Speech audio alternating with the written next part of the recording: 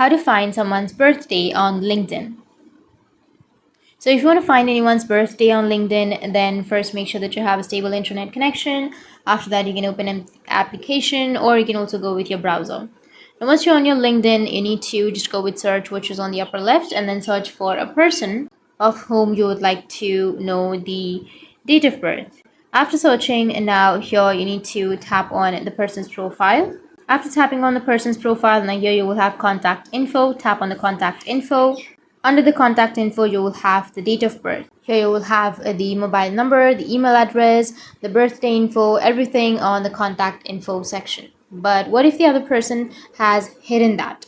So if the other person has hidden their birthday or their contact info, then you won't be able to see that. You just need to simply go and message that person and ask personally. So that's it. That's how you can find someone's birthday. And if you have any questions, feel free to comment below. Thanks for watching.